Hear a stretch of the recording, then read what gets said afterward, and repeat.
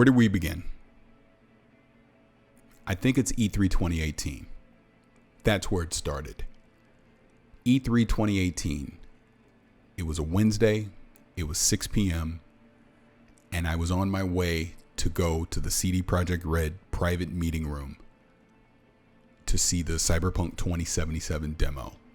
Now, of course, I knew what Cyberpunk was. I knew the world that Mike Pondsmith had created, the dark future. I knew that CD Projekt Red was making a Cyberpunk game, and there was some anticipation there, but not like it's been since E3 2018. And I just have to say, Danny Pena, Peter Toledo, having that idea 2 years ago to record my reaction where I said, this is Cowboy Bebop, Ghost in the Shell, and Blade Runner. That's what this is. And here we are 2 years later. You know, the video goes viral. What happened in E3 2019 happened. Gamescom happened. You know, I've had the pleasure to both in person and online speak to various people at CD Projekt Red. You know, obviously, I tweet about it all the time. I've just really done the work to try and understand this world even more, its characters, its politics, just everything that's involved with the world of Cyberpunk, and even more specifically, Cyberpunk 2077. I would watch that demo from E3 2018. At this point, it has to be over 100 times, and I was constantly analyzing it and just wondering, what would this world be when I finally had that game in my hands? Would it be like that demo? It's something that I have definitely thought about a lot the past 2 years, and I know my passion has shown through because of that. And I make no apologies for that, but I do want to say thank you to everyone at CD Projekt Red for giving me this opportunity. Did I necessarily deserve it? I'm going to say no. I think other people would argue maybe I do, but I would say no. I would just say that I'm a huge fan of this game, of this world, of that studio. You know, my Witcher 3 love is well known as well, but they had that pedigree. And when I went to that demo and I saw what they created, I instantly fell in love with it. I did. I make no excuses for that. But I want to thank all the people over there at CD Projekt Red for all just the time, the blood, the sweat, and the tears that they have put in to make this game. I can say now, as we're about to jump into my hands-on impressions, and I'll go over the whole technical spiel and then just tell you my experience. This is definitely not an easy game to make, for sure. It is not a perfect game either. I'm going to talk about what I love about it. I'm going to talk about some things that still need improvement. But no game is ever going to be perfect. But this world and just the love and the passion that you can see that has been put into this by the people making it, I just have to give them a huge thank you, you know? And I understand some people listening and watching this may think, well, he's not going to say anything negative about the game because, you know, he's a quote unquote super fan of it. I would hope over the next few minutes, however long this goes, you understand that no matter how much I may love something, I have no problem being critical because you criticize the things that you love. And I want this game to be amazing. But as I said before, nothing will be perfect. So with that said, I'm sure you're tired of me talking about all this stuff. Let's just jump right into the game and what it is. So let's get the technical stuff out of the way. Due to COVID-19, unfortunately, there wasn't an in-person hands-on event for me to attend. So I played this game remotely via cloud streaming, and that will come into play in a little bit. But obviously all the technical hurdles that had to be overcome to even make that possible. You know, again, thank you to CD Projekt Red for doing that. I played this game for a little over 4 hours.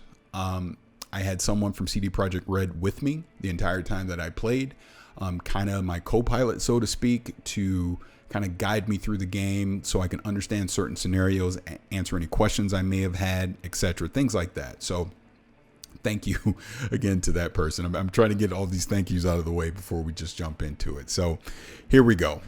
Everyone listening, watching this, you want to know about the game. So let's just jump into it right away. And let me start it off by saying this. Night City is incredible.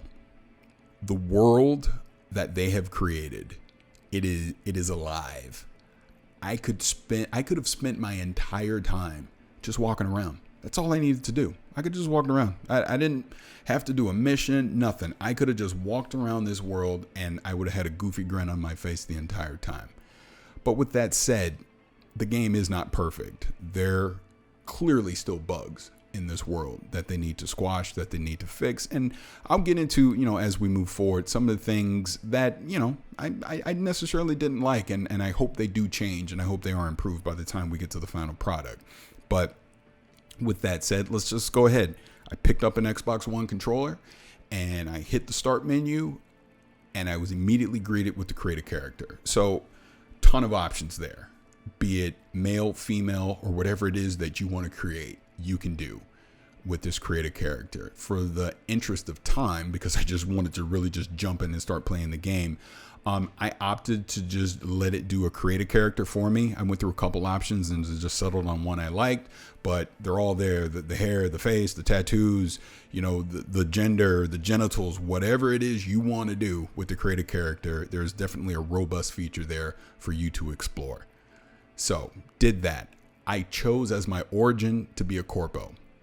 This is something I thought about a lot over the last couple of years, and I thought corpo would be the more interesting first playthrough for me, so I chose corpo.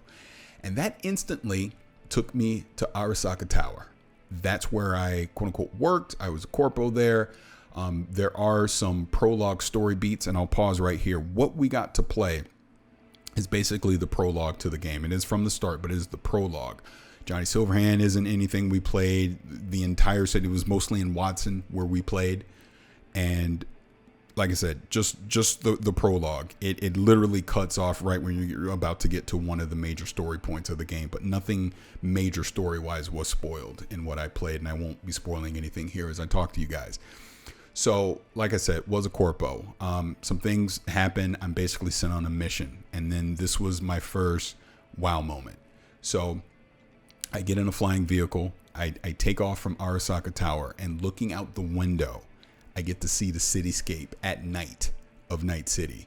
And to use a pun, it's absolutely breathtaking. It was that vision that I've had in my head the past couple years finally starting to be realized. So we do that, fly through the city, and then we land down at Lizzie's bar to meet Jackie. And this is my first introduction to the Mox gang. I don't want to necessarily call them sex workers, but Lizzie's bar peddles in the sex market. Let's just put it that way. So we talked to some of the gang members at the door. I go in. I just observe, because again, I am just in full-on tourist mode at this point where I'm just trying to look at everything I can. So I observe some of the NPC characters in the bar, but then I go over and talk to Jackie. Some other things happen with some Arasaka agents. I'm basically stripped of all my cyberware powers, so to speak. And this is kind of their way to introduce you into the world from your origin and then basically take everything away from you. And then Jackie offers to help you. In scene, the dev that's with me explained that at this point, what they're going to put into the game, and again, they don't want to spoil any story beats, we're going to kind of get a 6 years later montage. We're going to get a montage over 6 years of basically the adventures of Jackie and V. And at that moment, we then get to Jackie and V sitting in a car, and Jackie offers you a tutorial mode. And the dev suggested that I do the tutorial mode, and absolutely. So we went through the tutorial mode, and that went over weapon combat, melee combat. This includes just with your fists or even with like a weapon like a sword, hacking and stealth. So we went through all of those to kind of get a good feel for the controls in the game, right? So when the tutorial was over, now this is where it gets cool, because we're literally getting out of that car and we're going right into the E3 2018 demo. That when you come out of that elevator where it said no future, that is the scenario that we're playing. And then this was like, okay, we're going to do the demo, but here's where it starts to get cool and interesting, and everyone's playthrough will be different. I didn't do what happened in the E3 2018 demo. I didn't go outside on the balcony and Jackie crashed through the wall to take out the NPC. Instead, had some different dialogue conversations that happened, and I wound up getting a shootout with the NPCs in that room. And the one that Jackie crashes through the wall, I took him out myself. And then Jackie never crashes through that wall, obviously. I never go through that balcony, obviously. We have some more dialogue. We're there to extract a person. You take the shard out, that activates Trauma Team. All that still happens. And then when I'm outside with Trauma Team on the balcony to extract, they tell you to back up. Well, they've added in now that when they ask you to back up, if you don't comply, they will literally shock you and you'll get knocked on the ground, and then they'll extract the person and they'll take off. So that was a cool thing to see. So we do that. Now some more dialogue, and you actually get to see what happens after you leave that scenario with the E3 2018 demo. You go back down the elevator. The person that hired you for the job, you have some dialogue with them via the phone. And then you get in the car with Jackie, and Jackie is driving. So the game's still kind of on rails at this point, right? So there's really not much you can do other than where the game is directing you to go. So we get in the car, and you get a nice drive through Night City at nighttime with Jackie. You enter a police, I guess, what do you want to call it? Like a stop area, a traffic stop area where they're asking people questions or ask for ID or whatever. And Jackie and the female police officer kind of have a little flirty conversation. Jackie, by the way, John DiMaggio, shout out to him. He's freaking fantastic in all of this. Nice little flirty conversation. And then you proceed. You then get into that shootout with the scavengers that are looking for revenge on you. That was also in the E3 2018 demo. They obviously moved it around, and it's at nighttime. So you get out and shoot out with them. I'm in the passenger seat. I'm able to get out. I'm able to take out the NPCs that are in the van. And when I did it, when I shot the driver, the dev was telling me that was with me that typically they'll crash when they do that. He didn't crash for me. He kind of just came to a slow stop. So that probably may have been a bug. But again, that's why the game is being delayed to November 19th to fix some of those things. So that happens. Jackie drops me off at my apartment complex. I'm able to go in. I go up the elevator. There's a funny talk show that's on the elevator there. So I watched that while I was going up instead of looking out the elevator. I get into V's apartment. Kind of do a look around there a little bit. You see that weapon room that's in the demo. Kind of look at where your clothes are. There's an option where you go to sleep and then you wake up the next day. I open the window just like was in the demo. Look out at Night City in the morning. And then at that point, Jackie calls me, and now I get to go downstairs. So again, this is where I've watched that demo a million times. So watching that demo a million times, when you first leave your apartment, I'm always looking at the NPCs, and I'm always like, man, I wish I could go talk to this one. Or, I wish I could go look at this and overhear this conversation, things like that. So that's exactly what I did. I didn't just follow the script of the demo. I did what I wanted, and got into some dialogue with some NPCs. Overheard some very interesting conversations, kind of looked at just some of the ads that were going on, just some of the artwork, everything that was happening. And this is all just inside V's apartment area, and it's huge, everything that's going on. And the NPCs, which I'll get more in depth in a little bit, amazing. So I even picked up a side job from one of the NPCs. I think it was Wilson, I believe. It was like a gun mission, something like that. Excuse me. I pick up that mission from him, and I want to stay on the main thing. So I go, it's very similar to The Witcher. You can go on your options and change if you want to do a side mission, main quest, stuff like that. So I go back to the main quest that we're working on, and that was to meet with Jackie. So I go downstairs, and then again, the next wow moment, I go outside into Night City. We're in Watson. I go outside, and wow. And you see this in the demo, but to experience it real time, and to just see the NPCs that are in this world, the dialogues that are going on, just them going about their lives. I'm telling you, the city just feels alive. It's amazing. Absolutely amazing when you see this. Jackie's sitting off to the side eating. I have a nice dialogue with him. And then this is where it opens up. Dexter Deshawn wants to meet with us. We talk about that. But first, we need to go get in my car. And we need to go visit the Ripper Dock so we can upgrade our cyberware. And this is kind of, like they've said before, mandatory, because this is where you upgrade your hand grip and you upgrade your vision with some cyberware. So you go see Victor, your Ripper Dock. Now, this brings me to the point where I have I didn't like this moment. the Quadra, the car that you're in. You've seen it in the trailers and everything. This is the car that we get into, and I'm driving now. Doesn't handle very well. It's extremely sensitive, and just simply wasn't fun. Talking with the dev, he made me aware that they are aware of this. They are talking about this internally to kind of tweak it somewhat and see how it plays. And this is the only car I got to use. One thing, and I'll just jump ahead really quick for this. My skill set wasn't high enough for me to hijack other cars yet. I love that. That is something that will definitely differentiate it from Grand Theft Auto, right? So love that was in there. But going back to the main thing. So like I said, didn't like the driving. They are working on it. We'll see how that plays out. And I don't know if it's just the Quadra car, because it is more like a sports car, so it should be high powered, but you're in the city and you're crashing in the walls when you barely hit left, but we'll see. They still have plenty of time for that. But back on mission here. So we go see the Ripper Doc, and this was just a fun interaction. So when we go see the Ripper Doc, there's a scene in the demo where you see Jackie, and he is talking with another person as you're getting ready to go see Victor, and that person's Misty. She's kind of receptionist, I guess you may want to call her, something like that. But Jackie's talking with Misty, and I always wondered watching that demo, I go, man, I really wish I could hear their entire conversation. It seems like he's flirting with her, something's going on. So sure enough, I kind of hung around and listened to more of the conversation. Oh yeah, 100%. They're definitely hooking up. That is absolute. There's more going on there with Jackie and Misty. So that was a nice little fun thing. So that happens, and then we go see Victor, the Ripper Doc. That pretty much plays out the same way it does in the demo.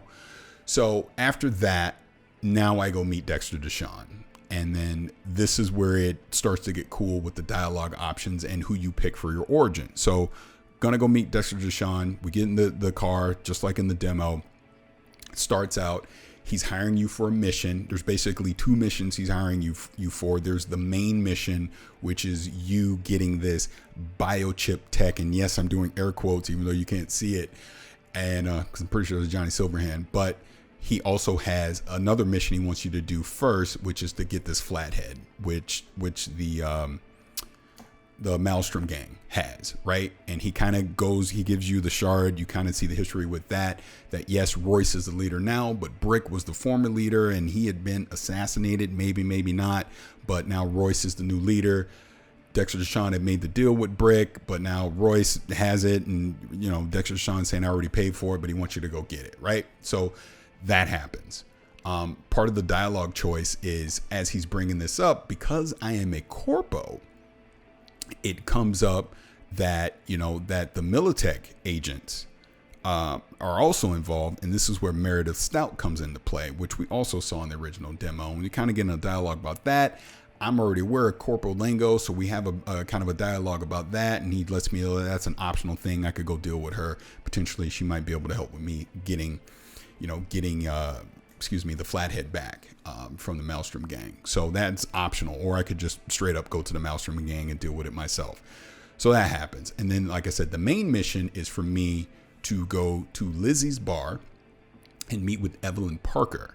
And then she's going to assist with me about the real mission of getting the biochip tech from Yorinobu Arasaki, which we'll get into in just a second. So do that, accept all that. I get out of the car with Dexter. Now I want to explore a little bit in Night City.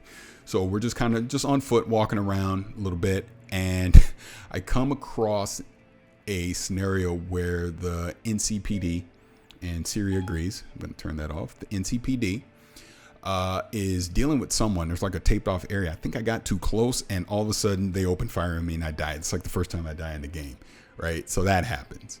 So I respawn, decide to explore a little bit more, and I walk into a random gun shop, have a dialogue with the person in the gun shop. I think Jackie calls me at some point. I forget exactly why, but have a dialogue. There was actually an option. I could have done a mission through him, a side mission, but I purchased an SMG from the gun shop. I do that.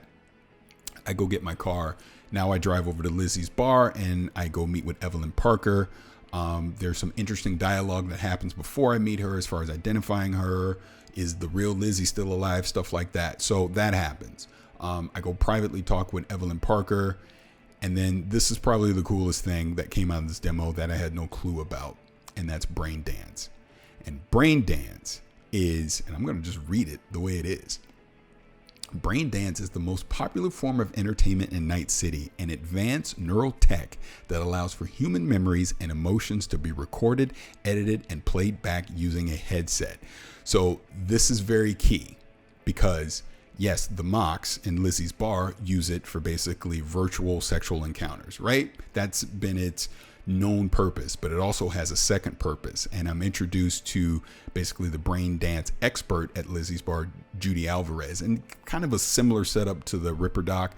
Sitting in anything, she puts the headset on, and I go through 2 tutorials or 2 scenarios with Brain Dance. And the first one is, and I'll get into what Brain Dance is in a second, but the first one is there's a store is being robbed, and the person robbing the store winds up getting shot. So it's basically used to decipher who shot the person, because you're getting the brain dance from memories from a certain person's point of view, but you're able to go beyond that, rewind, go into like different modes. It becomes this big detective mode. So there's like a visual mode that you can go into. There's a thermal mode that you can go into.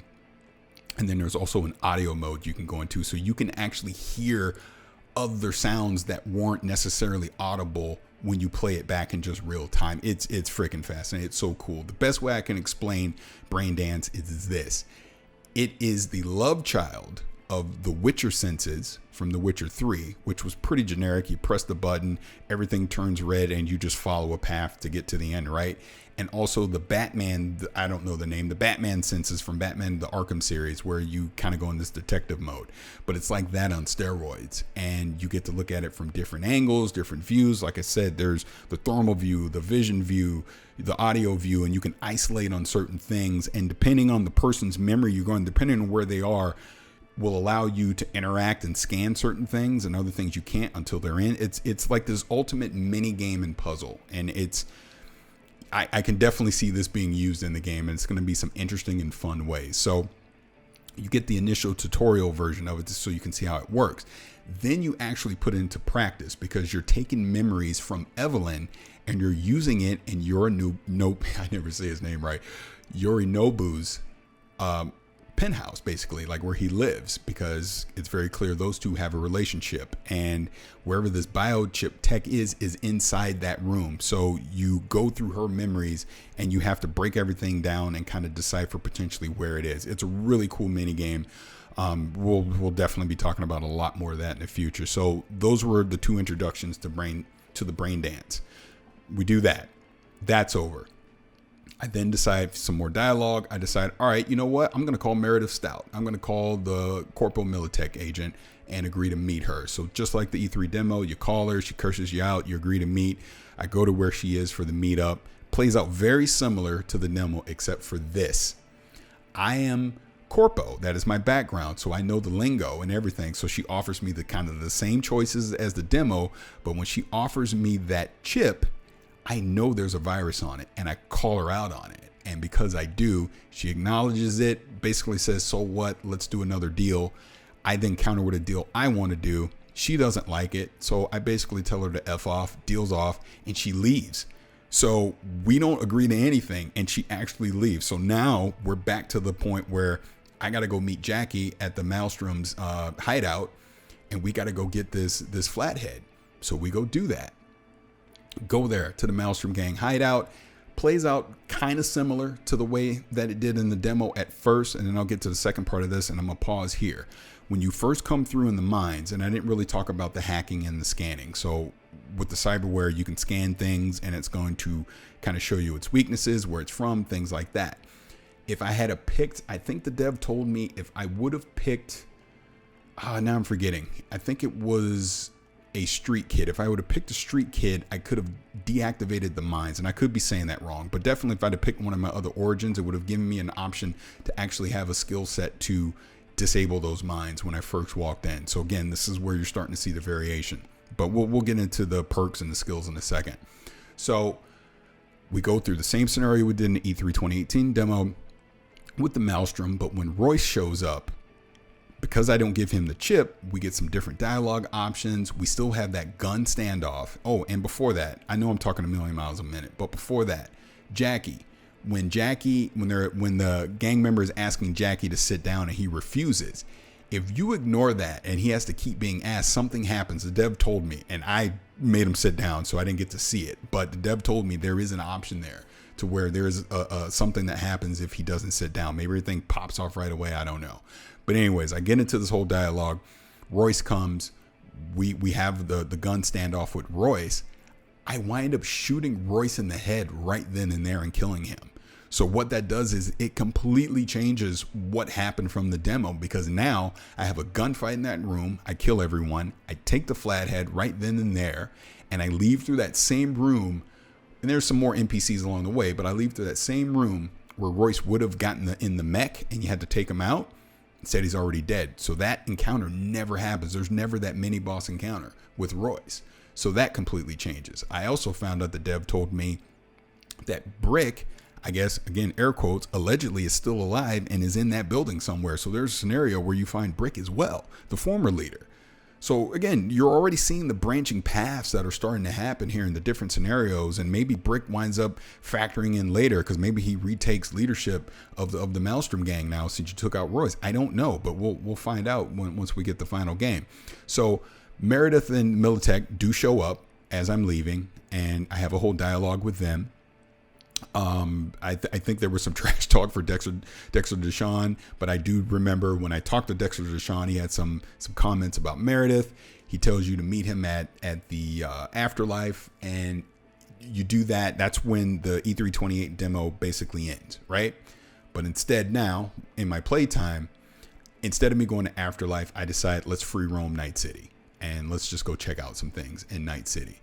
And the first thing I run into is I run into an NPC character that is just random in the world. And I want to make sure I get this name correct. And it's called the Cyber Psycho Hunts. And this is basically a roaming NPC that they have grudges against the Night City Police Department. And they're basically like terrorists killing police randomly in the world. So you can take them out. So I run into one of them. He has a sniper rifle. He kills a police officer out on the street. I take him out, and then he drops his sniper rifle, and it's a high-powered sniper rifle that I now have from this character. And I guess there's a bunch of them in the world. There's other like elite characters that roam the world that you can find. You see some of these things on the mini-map, which, by the way, if you go into the mini-map, they purposely disabled how far you can zoom out in the map, so I couldn't see everything of Night City. I can only see certain parts of it. But they definitely resolved the overabundance of icons that are out on the map at any one time, which, by the way, I guess I'll jump into this now. The UI has been overhauled. Along with that, the perk system that you originally saw in the first demo, that's been changed as well. It's a lot more refined.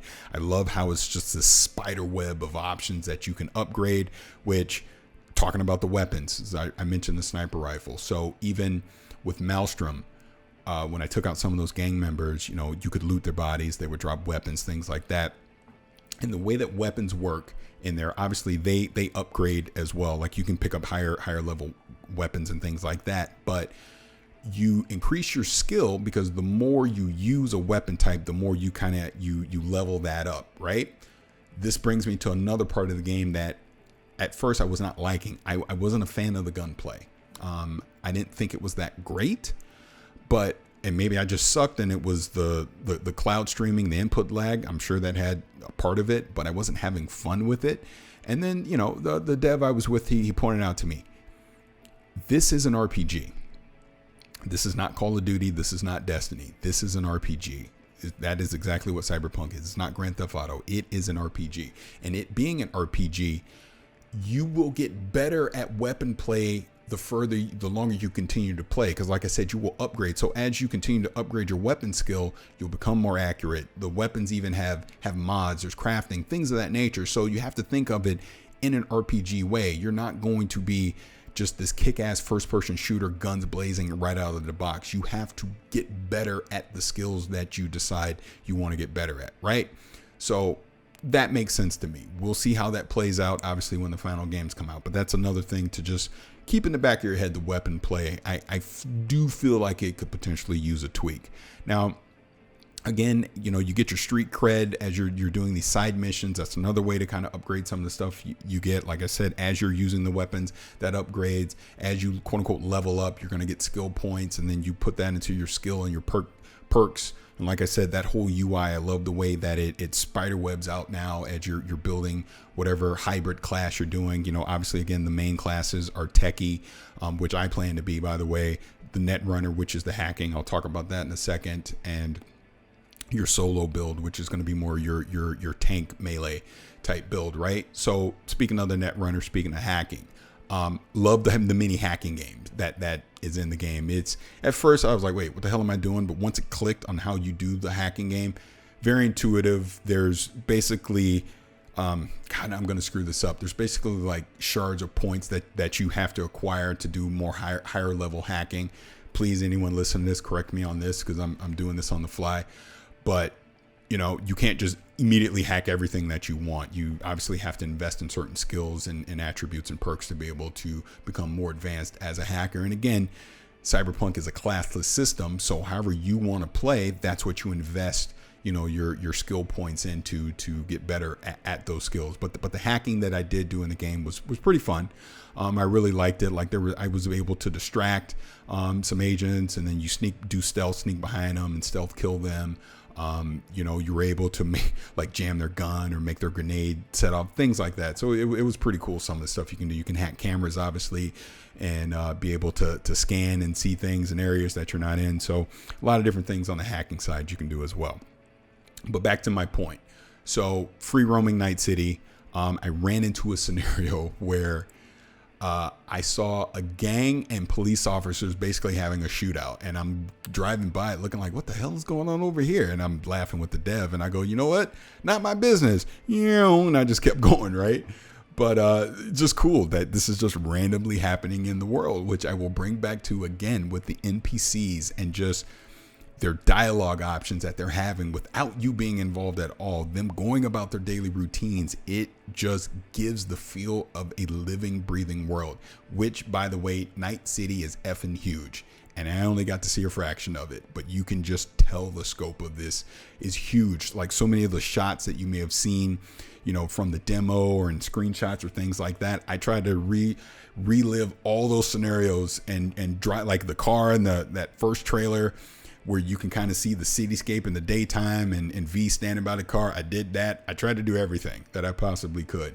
So like I said, once you go to the afterlife, that pretty much brings you into like a final scenario and the demo ends. I didn't want to do that. I had more time.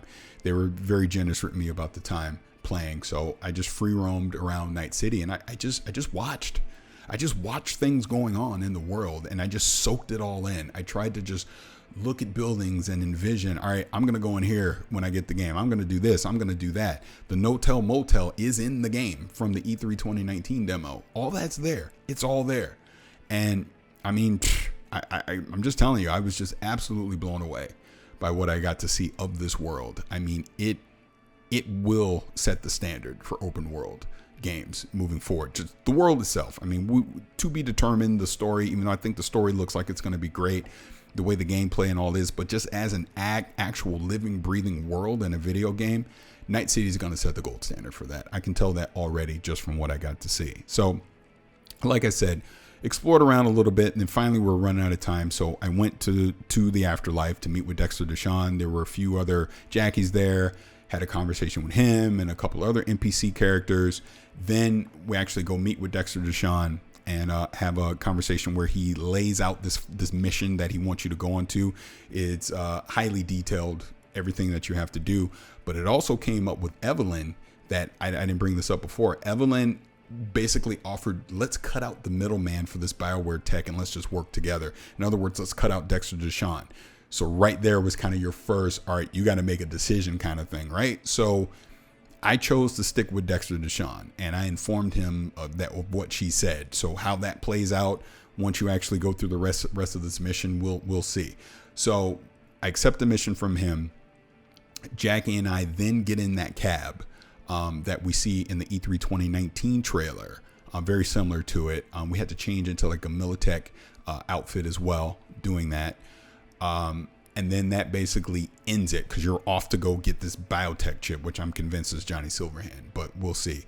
And it cuts to that. It cuts to a sizzle reel. We get to see some other things that happen in other parts of Night City and in the world. There's a cool shot of Johnny Silverhand at the very end, and then the Cyberpunk 2077 logo.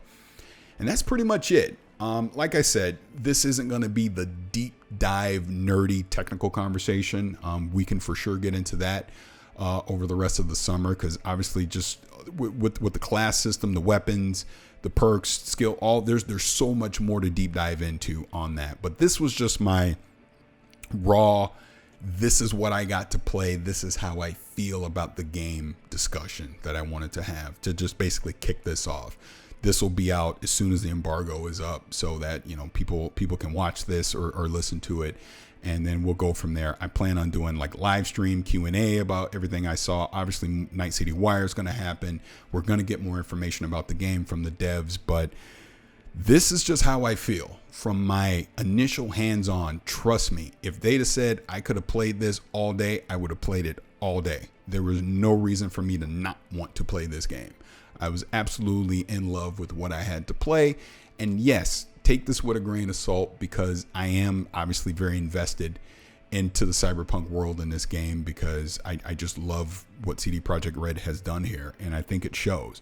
Game's not perfect. Game has bugs. They definitely have some bugs to squash as we move forward to November, which clearly is why it got delayed until November. But for what this game is, for what the pedigree of that studio is, I expect it to be phenomenal. If you were excited about Cyberpunk before, stay excited. There's no reason for that to go away. Again, I outlined, I wasn't that happy with the weapons. I wasn't that happy with the driving, but these are things that can be tweaked and fixed. So we'll see in the future about that. But as I wrap this up, I know I talked a million miles a minute. I mean, my brain the entire time I was playing was going 1,000 different directions, because there was just so many different things I wanted to explore and do, like literally all at once. And like I said, I only approached this from one scenario as a corpo. I made certain decisions that, hey, I may not make on a different playthrough. I mean, like I said, there was the Ciri Witcher Easter egg that was in the game as well. I'll let people find that on their own. I mean, there's going to be so many different things in there. And shout out to the art team in here and the level design team as well. Just the intricate detail of the world, and just it feels lived in. It does not feel sterile. It feels like a city that has been around for a long time. That these are citizens that have been here for a long time. And like I said, it just feels alive. And it's like I told the dev when I wrapped up playing, the best compliment I can give this game is I didn't have to do a mission. I would have been more than happy walking around the city for 4 hours, because that's just how phenomenal it was. So shout out to CD Projekt Red. And as I wrap this up, like I said, this is just my initial impressions, hands-on impressions of Cyberpunk 2077. I want to give a special shout to Danny Pena, Peter Toledo, because this does not happen without them. CD Projekt Red does not have enough faith in me to let me be one of the few people in the world to play this game early if it was not for Danny Pena taking that video and getting my reaction, and then it obviously just went viral. If it was not for Danny Pena and Peter, I would not have had the opportunity necessarily to get to know some of these developers that are making this game. Like I said, the conversations we've had in person about the game, the conversations online, the Twitter jokes, everything. I truly owe this to my brothers, Danny and Pete, and I love them to death. And to CD Projekt Red, like I already mentioned, thank you. Thank all of you. If you're listening or watching this, thank you for this opportunity. I may not necessarily deserved it, but I'm trying to make the most of it and just speak my raw, open, honest opinion about the game that you are making. I think it's phenomenal. I think people listening or watching to this, you can judge for yourself, but I am just as excited now that I got to play it as I was 2 years ago walking out of that demo. And that's just a credit to the studio and the team that is making this game. It's just wow. And I played it streaming off the cloud. I've seen the the B-roll footage, which I'll probably have playing on the video, just the raw high detail footage. Man, this thing on PC is just gonna be just drop dead gorgeous. I cannot wait to get my hands on it in November and just go to Night City. I mean, I'll wrap this up by saying this. I have been to Night City. I have played Cyberpunk 2077, and these are my impressions. I hope you enjoy them. Please leave me your feedback. Let me know what you think about this. I definitely plan to have more in-depth conversations about specific aspects of this game, but these are just my raw, this is it.